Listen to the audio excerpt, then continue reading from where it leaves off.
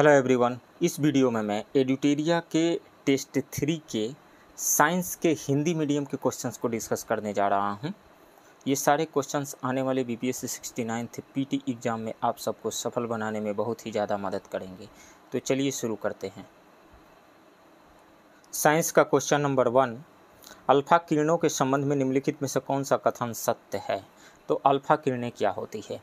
Alpha किरणें helium की nucleus होती हैं। हीलियम का एटॉमिक नंबर 2 और मास नंबर 4 होता है, यानी हीलियम के ऑर्बिट में 2 इलेक्ट्रॉन्स होते हैं। उन दोनों इलेक्ट्रॉन को निकाल देते हैं बाहर, तो हीलियम का न्यूक्लियस बचता है और उसी को कहा जाता है अल्फा पार्टिकल, यानी हीलियम 2+ को कहा जाता है अल्फा पार्टिकल। तो इस पे पॉजिटिव चार्ज है, तो पॉजिटिव चार्ज है तो निश्चित रूप से नेगेटिव चार्ज की तरफ ये अट्रैक्ट होंगी।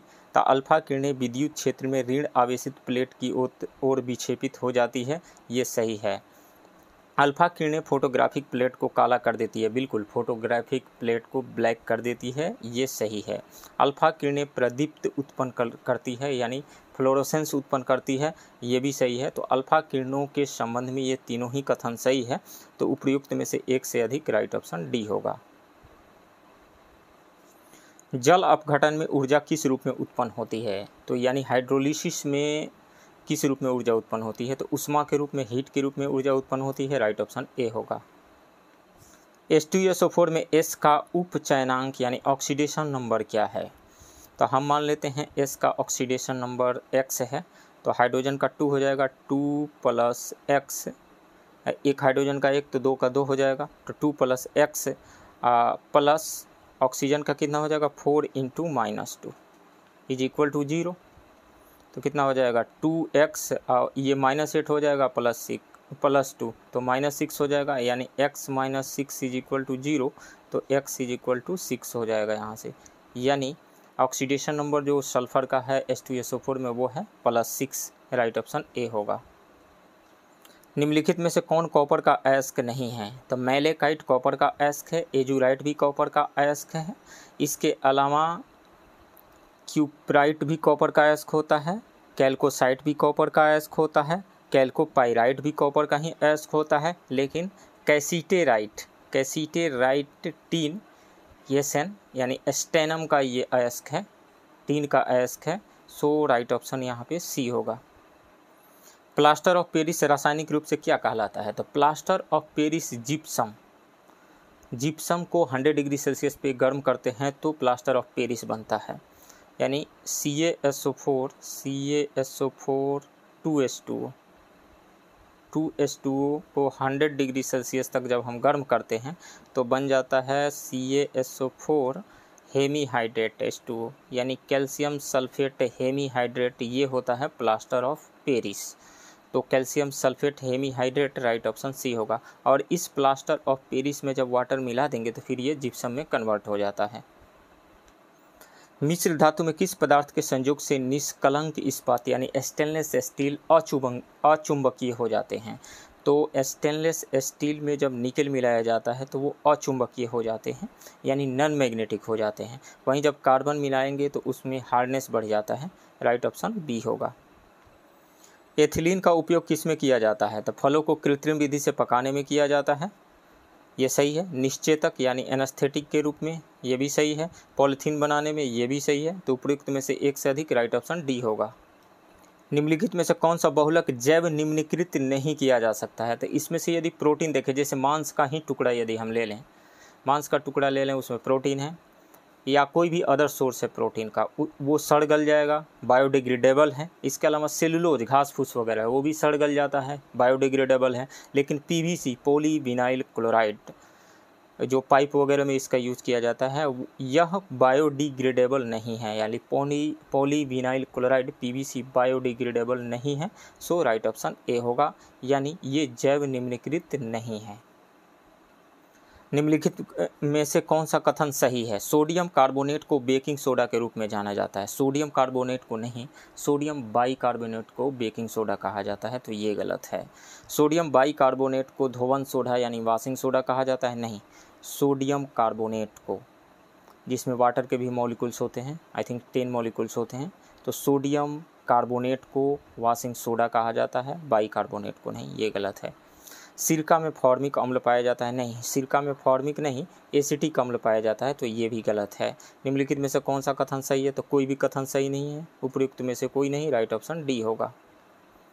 एक बिलियन का पीएच मान 3 है, जब बिलियन का पीएच मान 6 तक परिवर्तित होता है तो H+ आयन सांद्रण पर क्या प्रभाव पड़ेगा? तो pH इज इक्वल टू होता है minus log of concentration of hydrogen ion concentration यहाँ पे।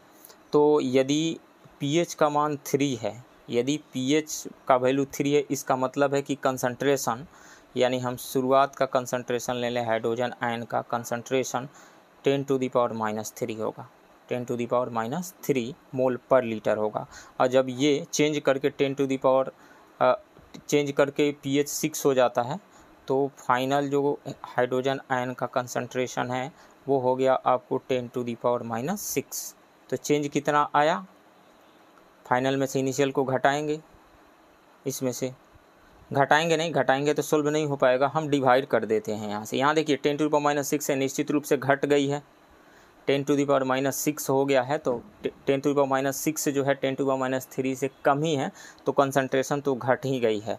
अब यदि हम डिवाइड कर दें, एक में दूसरे से डिवाइड करें, तो ये पाते हैं कि यह 1000 गुना घट गया है, यानी 10⁻³ से 10⁻6 1000 टाइम्स कम है, तो घट गया है। सो राइट ऑप्शन यहाँ से सी होगा। अमोनियम सल्फेट का रासायनिक सूत्र होता है, तो अमोनियम आयन यदि मैं बात करूँ NH4+ और सल्फेट आयन SO4₂-, तो अमोनियम की वैलेंसी 1 होती है, इसकी वैलेंसी 1, और सल्फेट आयन की वैलेंसी 2 होती है। तो हम जानते हैं जब इसको मॉलिक्यूल के रूप में बनाएंगे तो ये वैलेंसी एक्सचेंज हो जाता है, यानी 2 जो है NH4 पे जाएगा, 1 SO4₂- पे जाएगा। तो इस तरीके से फार्मूला बनेगा NH4₂SO4 यानी अमोनियम सल्फेट का ये फार्मूला होगा, राइट ऑप्शन ए होगा।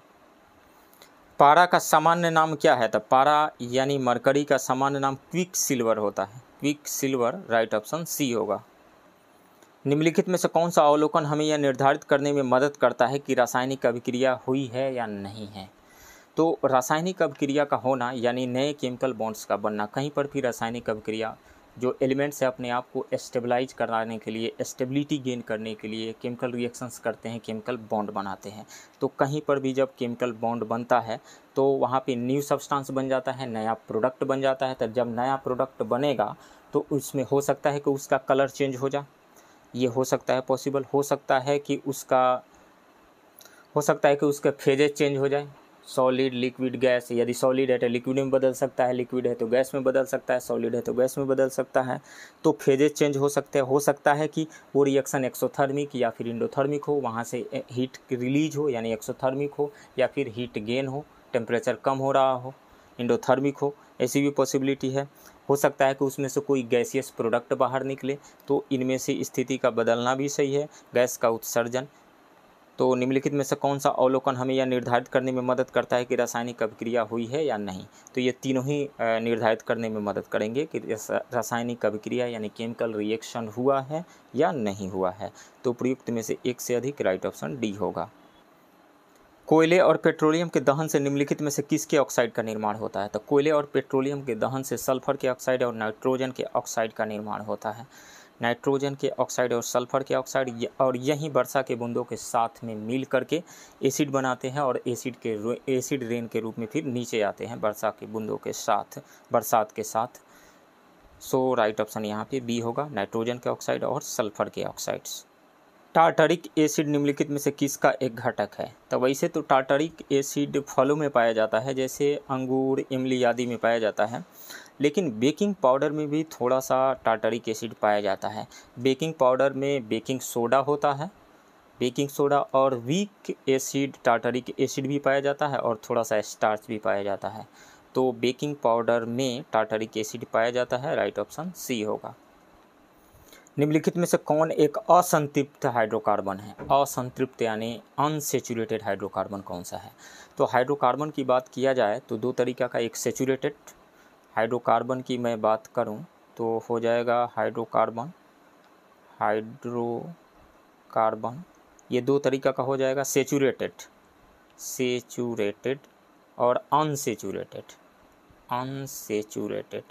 सेचूरेटेड क्या होगा? सेचूरेटेड जिसमें सिर्फ कार्बन और कार्बन के बीच में सिंगल बॉन्ड पाया जाता है, जैसे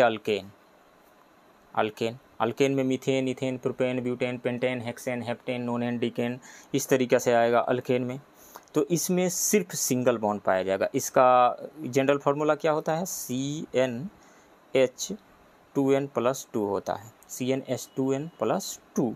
और असंतृप्त अनसेचूरेटेड, तो इसमें कार्बन एंड कार्बन के बीच में सिर्फ सिंगल बॉन्ड पाया जाता था।